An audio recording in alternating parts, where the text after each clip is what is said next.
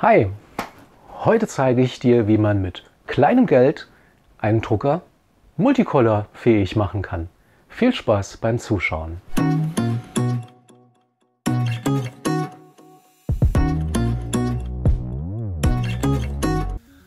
Dein Drucker druckt nur einfarbig? Das ist aber schade. Deswegen bist du heute in diesem Video genau richtig, denn ich zeige dir, wie man mit kleinem Geld jeden Drucker, naja, zumindest mal Bodenextruder-Drucker, mit einem wirklich kleinen Budget Dual-Color-fähig machen kann und zeige dir, wie man das konfiguriert, wie man es einstellt und was man dafür benötigt. Voraussetzung ist allerdings, dass du bereits ein Board in deinem Drucker hast, welches mindestens 2 Extruder ansteuern kann. Ansonsten wäre es notwendig, ja, auch ein neues Mainboard einzusetzen, wenn du das möchtest. Um Dual Extrusion überhaupt betreiben zu können, benötigt ihr ein Board, welches auch in der Lage ist, einen weiteren Extruder anzusteuern. Ich nutze hier das SKR 1.4 Turbo. Das hat tatsächlich die Möglichkeit, einen weiteren Extruder anzusteuern.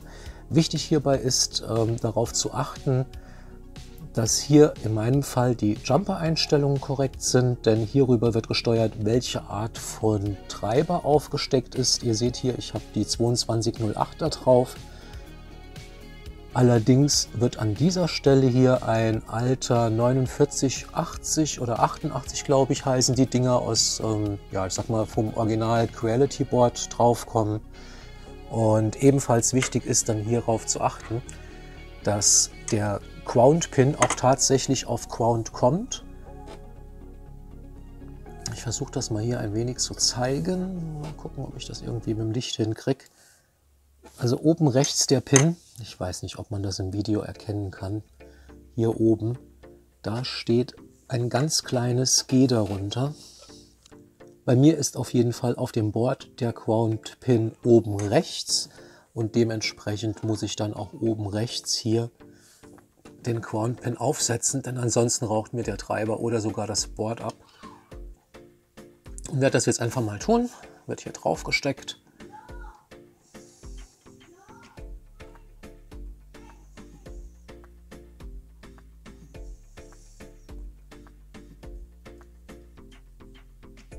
Passt. Gut. Ich habe bereits den zweiten E-Motor hier oben per Kabel angeschlossen. Und hier ist es ganz wichtig zu wissen, kommen wir auch später nochmal dazu, die E-Motoren können nicht einzeln invertiert werden. Das heißt, wenn der neue Motor rückwärts läuft, müsst ihr die zwei Außenpins, hier in dem Fall zum Beispiel schwarz und grün, einfach gegeneinander tauschen. Ich zeige euch das mal ganz kurz, werde das mal abnehmen.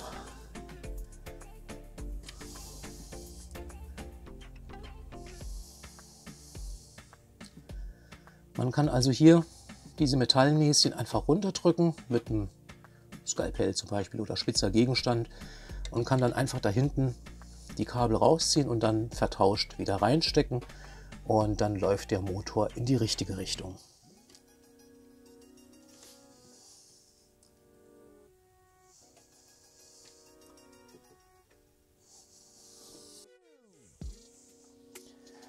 Ja, dann benötigt ihr eine entsprechende Halterung, um den zweiten Motor anbringen zu können an eurem Drucker. Da ich jetzt einen Core XY habe mit diesen Frames, mit diesen Aluminium-Frames, ist das relativ einfach. Ich habe dazu ein ganz simples ja, Plastikbauteil mir entworfen und werde hier den zweiten Motor einfach anschrauben.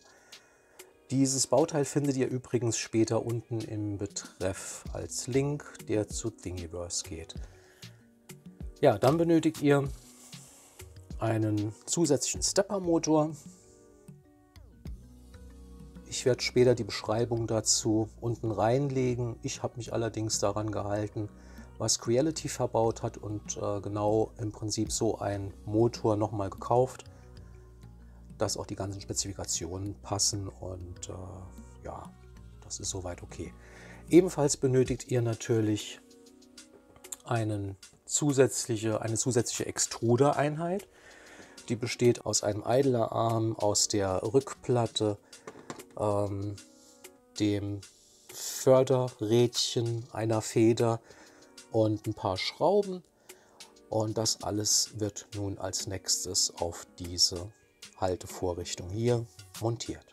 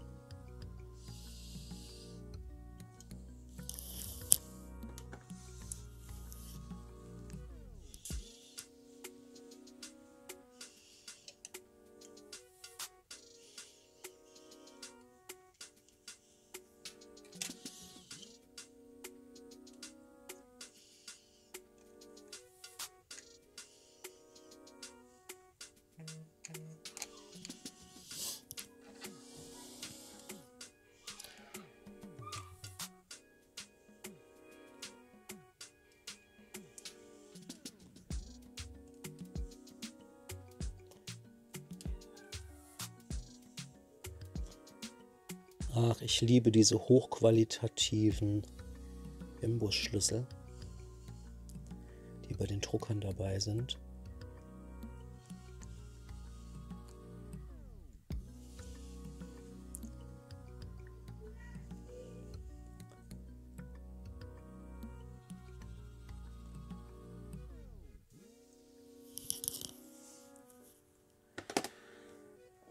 Als nächstes kommt das Förderrädchen.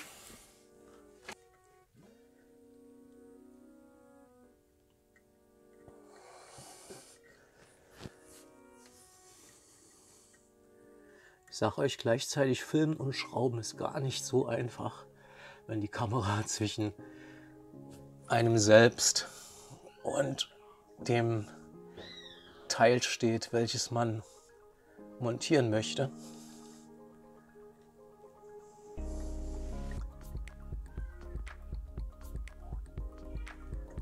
So, das sollte passen. Gut, kommt der Idler-Arm.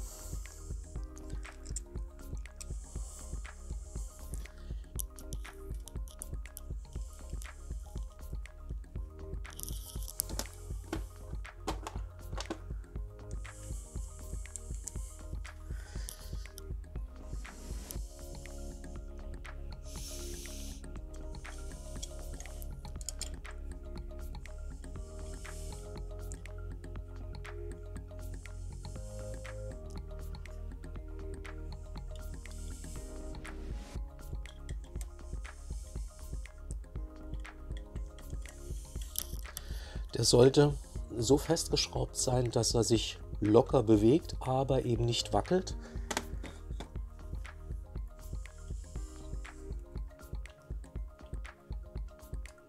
Und die Feder. Gut.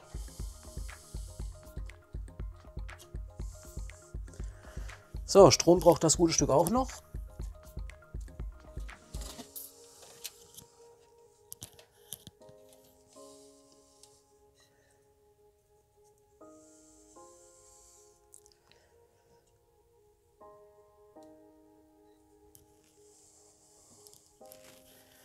Und als nächstes wären die PFT-Tubes dran. Und jetzt kommt der Y-Splitter ins Spiel. So sieht das Teil aus. Anleitung lege ich euch unten rein. Ich möchte mich da nicht mit fremden Lorbeeren irgendwie krönen. Das Teil ist von, ich glaube, Martin Siemen heißt er. Absolut genial. Er hat da auch eine tolle Anleitung zusammengestellt mit G-Code-Konverter, aber der hat nicht ganz bei mir funktioniert, der Konverter, kommen wir später noch dazu. Aber das Teil hier an sich ist wirklich super. Anleitung dazu, wie es zusammengebaut wird, gibt es auf Thingiverse, lege ich unten rein. Gibt auch ein YouTube-Video dazu, wie man das genau einstellen soll und zusammenbaut und so weiter und so fort. Müsst ihr euch auf jeden Fall anschauen, ansonsten wird das nichts. Und ja, hier unten kommt dieses Teil jetzt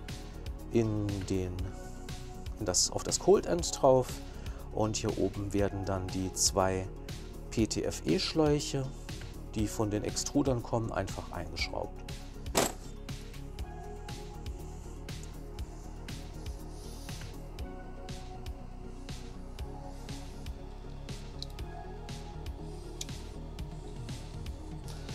Auch hier gilt wieder festschrauben und erst dann, wenn es festgeschraubt ist, den PTFE-Schlauch bis nach unten maximal durchschieben.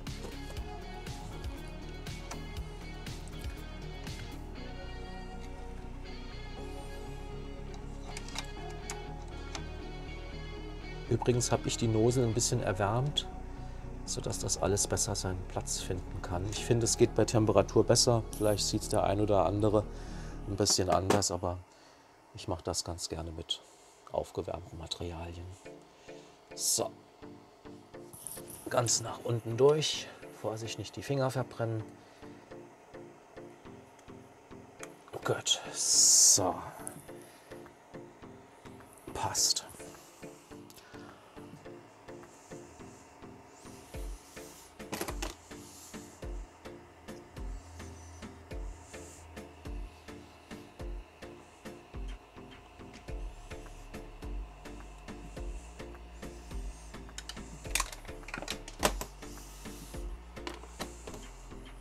So, dann auch dasselbe Spiel. Hier oben wird die Kupplung eingeschraubt.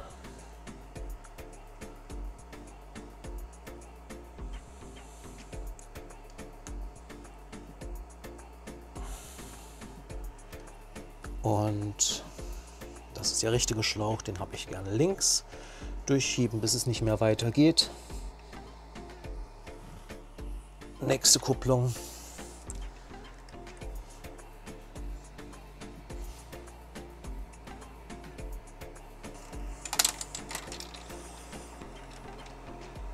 Ja. So. Weg damit.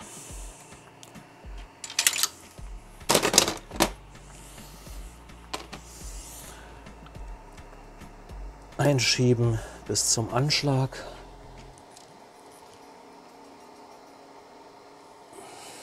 Gut.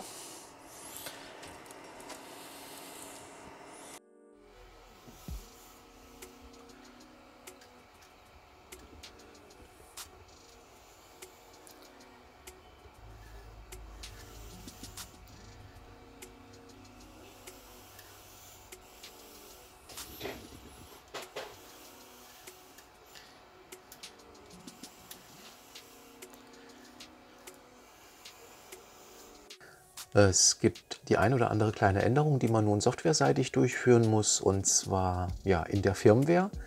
Die Änderungen werden in der Configuration.h durchgeführt und ich zeige euch jetzt mal die Punkte. Ich hoffe wirklich, dass ich nichts vergesse. Als erstes benötigt ihr hier oben die Fine Extruders. Das wird von 1 auf 2 gestellt. Da mache ich mir gerade mal noch einen Vermerk rein, denn das hatte ich tatsächlich das letzte Mal vergessen. Ich mache mir da immer so eine kleine Notiz hin.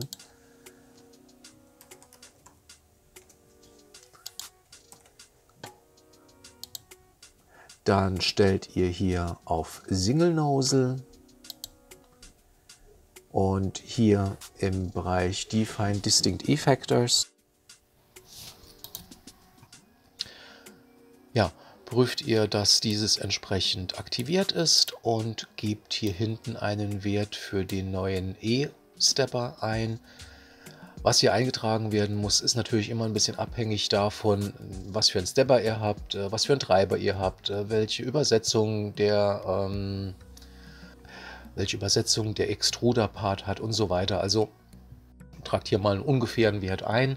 Nachträglich kalibrieren kann man das ja immer noch.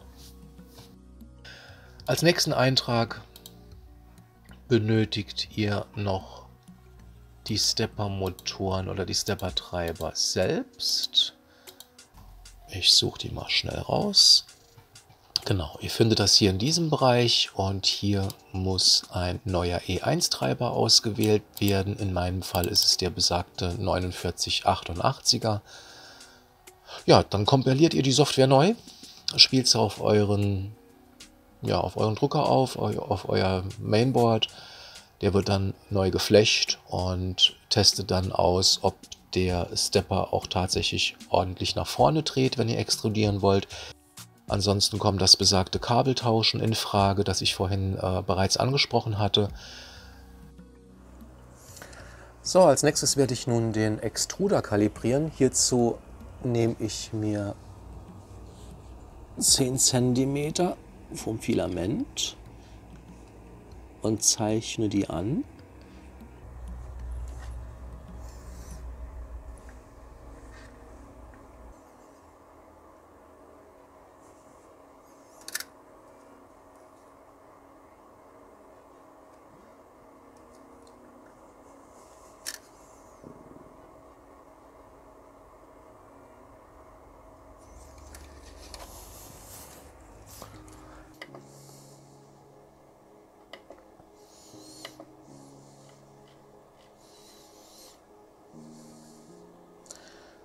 Ja, dann stelle ich mir eine Temperatur ein zum Extrudieren, wobei ich es nicht über die Nose laufen lasse, sondern ich werde innerhalb des Schlauches extrudieren, aber ich habe eine Extrudiersperre, die es mir erst ermöglicht, ab einer gewissen Temperatur den Extruder laufen zu lassen.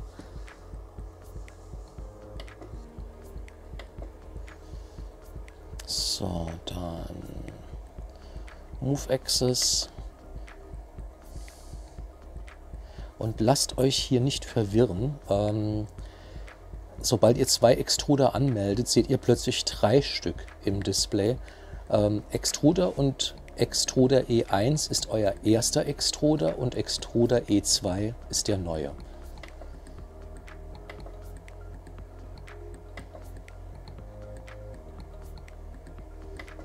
So, dann wähle ich hier aus. Move 10 mm und möchte hier 100 mm extrudieren.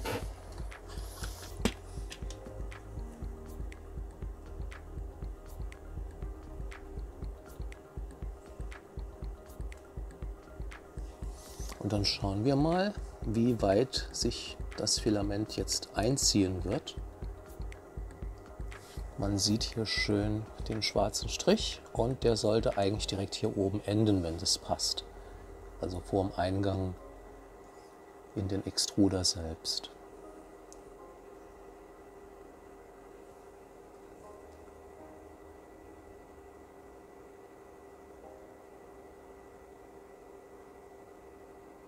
Ja, das passt, das sieht gut aus. Punktlandung.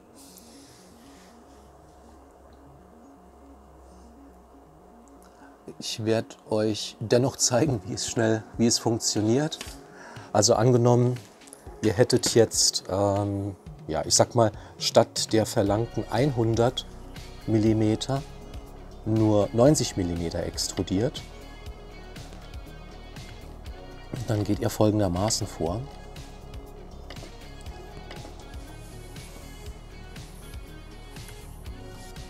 Ihr ruft hierzu und das solltet ihr euch auch freischalten, falls ihr es noch nicht habt in der Firmware.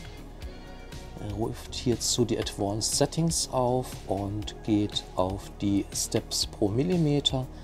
Und dann könnt ihr hier die E2 Steps sehen. Bei mir sind das 98,5. So, dann macht ihr Folgendes. Der gewollte Extrudierbereich war 100. 100 durch 90, das wären also die besagten 90 mm, die er nur extrudiert hat, mal 98,5, das ist nämlich der absolute Wert hier derzeit in den Advanced Settings, und erhalte dann einen neuen Wert. Und diesen neuen Wert, den stellt ihr hier ein und geht dann im nächsten Schritt auf Speichern, Store Settings. Und man kann das auch übers Terminal machen, über den Befehl M500. Das geht auch. Ja, das war's schon. Damit wäre dann der Extruder schon kalibriert. Ihr macht natürlich nochmal eine Nachkalibrierung, prüft, ob es jetzt passt und korrigiert notfalls. Aber mehr ist es nicht, ne? Und dann hat man schon den Extruder kalibriert.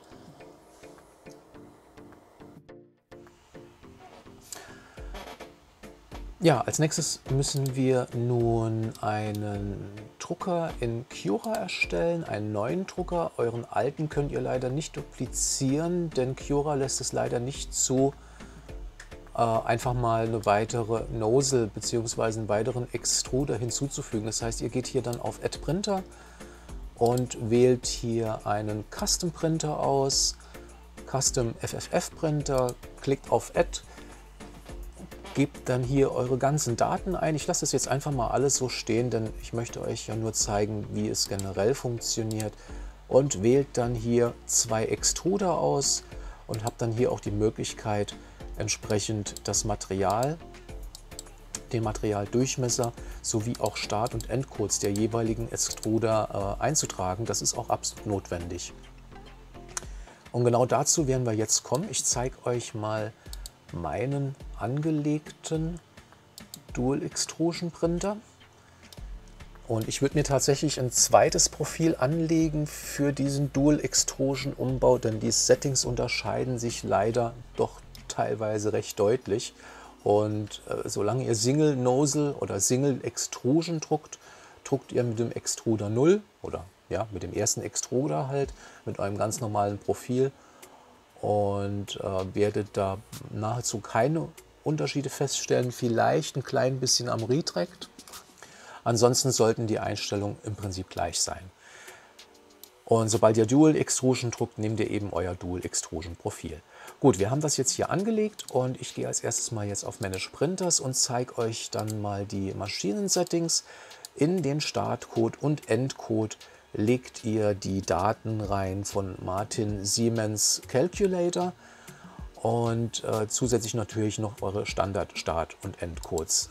Bei mir haben nicht alle Codes so funktioniert, wie sie bei Martin Siemens auf dem Calculator ausgerechnet wurden. Ich musste da ein bisschen von Hand modifizieren und zeige euch das jetzt einfach mal hier anhand meiner Daten. Ich blätter jetzt einfach mal stumm von oben nach unten durch, sodass, wenn ihr Probleme habt, ihr vielleicht euch, wenn ihr möchtet, euch ein bisschen an den Daten orientieren könnt, die ich hier drin habe.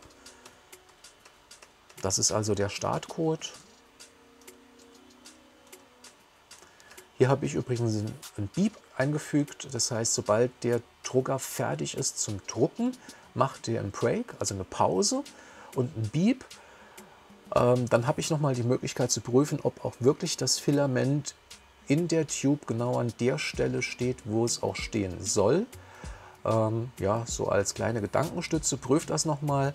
Und wenn ich das Filament dann passend gestellt habe, drücke ich einfach auf meinem Display auf den Knopf und dann fängt er mit dem Drucken an. Das war ein bisschen schnell zum Gucken.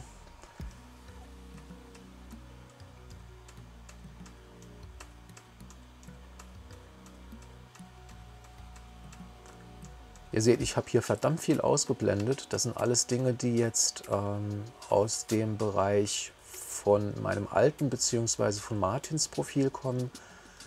Und die haben alle nicht so funktioniert, wie ich mir das vorgestellt habe. Deswegen ist nur noch der obere Teil aktiv, den ihr ja bereits gesehen habt. Beim Endcode des Printers sieht es so aus.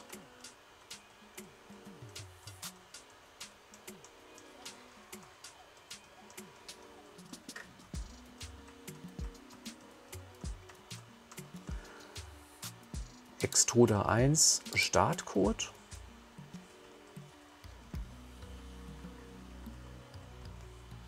Extruder 1 Endcode.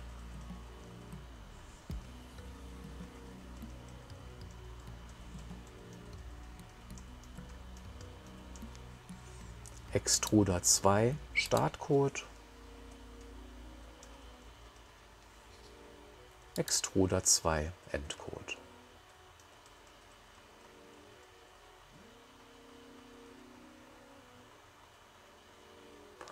Ja, das war's auch schon.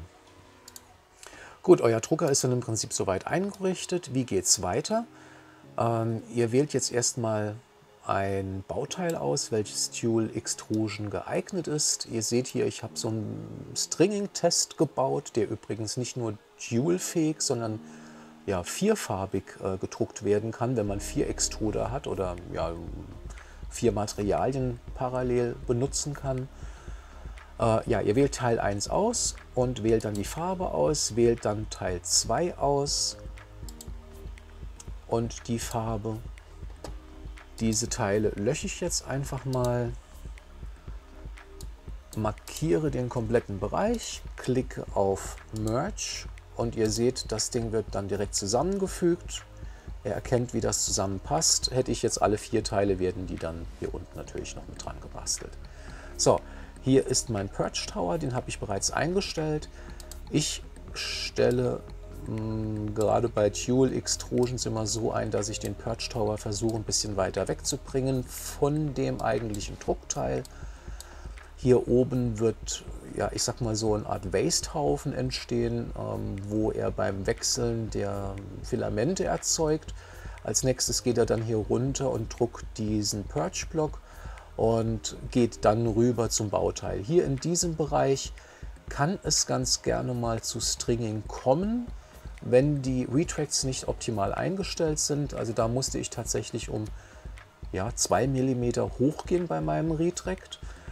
Auch in dieser Linie von diesem Perch-Block darunter entsteht gerne mal Stringing, denn er fährt erst runter zum Bauteil und dann zum Perch-Block. Ihr seht hier jetzt die 2 Extruder-Einheiten, Extruder 1, Extruder 2, die jeweils mit einmal Filament, ja bei mir Filament hell und Filament dunkel gekennzeichnet sind.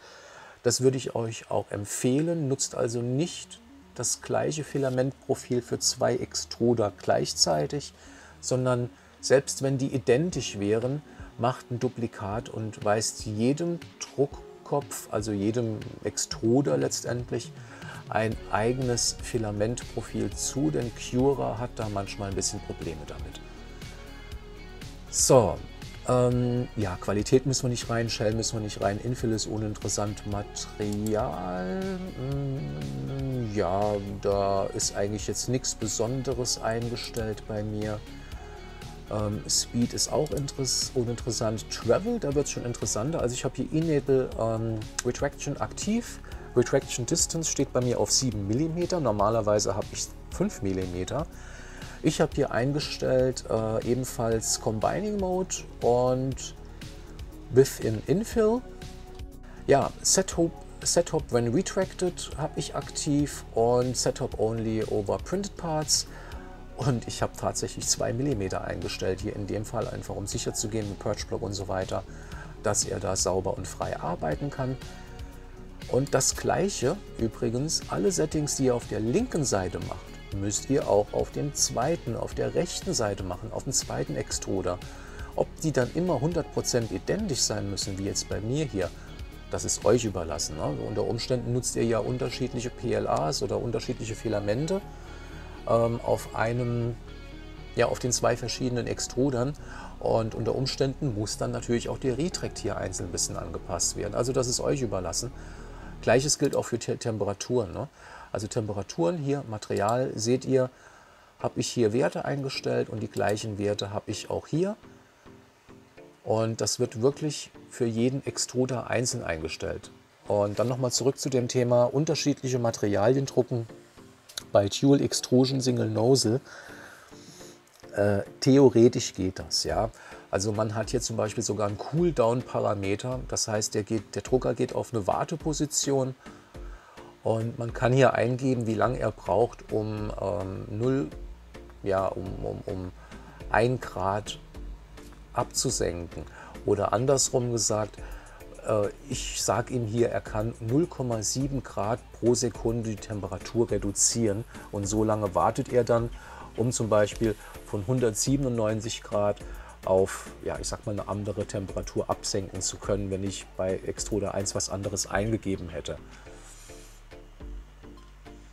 Sinn macht es meiner Meinung nach nicht, weil die Drucke dauern eh schon lang und 2 verschiedene Materialien zu drucken würde in dem Fall mit stark unterschiedlichen Temperaturen noch länger dauern, inklusive dem Thema Oozing und so weiter. Also müsst ihr entscheiden. Dual Extrusion. Hier wird es nochmal interessant. Enable Prime Tower. Ich habe eine Prime Tower Size für meinen Ender 4, der hotendseitig nahezu, ja eigentlich komplett kompatibel ist mit Ender 3 und ich glaube auch Ender 5, da ist kein Unterschied. Habe ich eingetragen Prime Tower Size von 45 und habe das auf Position 146 oder auf eine Größe von 146 gestellt. Auf der Nozzle 1 145, also hat sich einfach so ergeben rechnerisch. Meine Position auf 60 und 100, da steht er dann hier. Also auf keinen Fall dürft ihr ihn hier hinstellen, weil hier dieser Vase-Block entsteht. Ansonsten ist eigentlich jeder Platz gut. Ich habe ihn hier positioniert, weil meine Kamera von hier oben runterschaut. Und würde ich ihn hier hinstellen, dann würde man das Druckteil hier unten nicht sehen auf der Kamera, denn der Vase-Block würde davor stehen. Ja, ansonsten, ihr seht ja, was ich sonst hier noch aktiviert habe.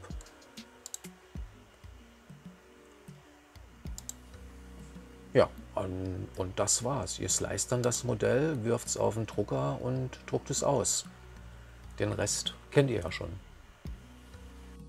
Bevor der Druck nun gestartet wird, achtet darauf, dass euer Filament ungefähr in dieser Position ist, also ich sag mal grob 1 cm vor der Schnellkupplung. Denn aus dieser Position wird er dann anfangen, das Material in die Y-Einheit einzuziehen und durch die Nozzle dann hindurch zu drücken. Diese Position muss immer die Startposition sein, bevor ihr anfangt zu drucken. Ansonsten klappt es nicht.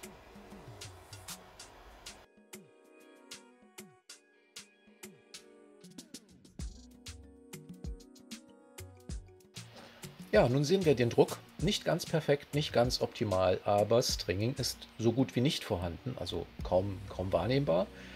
Im Prinzip ist er ganz nett geworden. Auch die First Layer ist super geworden, die Farben sind super rausgekommen. Es gibt also noch ein bisschen was zu tunen, ein bisschen was zu tun, aber soweit passt das. Ja, die fortgeschritteneren Benutzer unter euch haben es sicherlich schon gemerkt. Ich bin nicht bei jedem Punkt bis ins letzte Detail reingegangen und es tut mir wirklich leid, aber es ist halt nun mal kein Anfänger-Tutorial. Also wer sich mit dieser Materie beschäftigt, der sollte wirklich schon das ein oder andere mitbringen. Er sollte zum Beispiel ein Firmware kompilieren können. Er sollte wissen, wie er seine Stepper-Treiber richtig einbauen kann, wie er die entsprechend mit der VREF einstellen kann und. Es gibt also wirklich ganz, ganz viele Themen um dieses Dual Extrusion Thema drumherum, mit denen man sich schon irgendwann mal beschäftigt haben sollte. Das alles in ein Video reinzupacken, das hätte echt den Rahmen gesprengt. Also ich glaube, dann wäre aus dem Video wahrscheinlich ein 3 oder 4 Stunden Video geworden. Also es tut mir echt leid, das kriege ich da jetzt nicht rein. Wer aber Lust hat, sich mit dem Thema weiter zu beschäftigen, der wird garantiert auch bei YouTube fündig zu den einzelnen Punkten und kann sich da reinlesen und entsprechend reinfuchsen. Mit der Zeit werde ich auch jedes einzelne Thema sicherlich aufbereiten. Es wird irgendwann mal ganz sicher von mir ein Thema zum Kompilieren kommen und auch zu vielen anderen Dingen. Zum Thema VREF einstellen habe ich ja bereits ein Video online gebracht. Da geht es zwar um die UART-Treiber, aber der Unterschied zwischen UART-Treibern und normalen Treibern ist gar nicht so groß. Es ist sogar noch ein bisschen leichter mit normalen Treibern, denn ihr müsst nur die VREF an dieser kleinen Schraube einstellen, während dieser Part über die Firmware, also über das Terminal zum Beispiel, fehlt. Ja, wie auch immer. Mich hat es gefreut, dass ihr dabei wart und euch dieses Video angeschaut habt. Wenn ihr mehr von mir sehen wollt, dann drückt doch den Abo-Button und auch die Glocke. Und in meinem nächsten oder spätestens übernächsten Video kommt dann ein Dual Extrusion Druck für den Bereich 3D-Druckideen. Und ich würde mich freuen, wenn ihr auch dieses Mal dann wieder dabei seid. Bis dahin wünsche ich euch viel Spaß beim Drucken. Bis zum nächsten Mal. Ciao.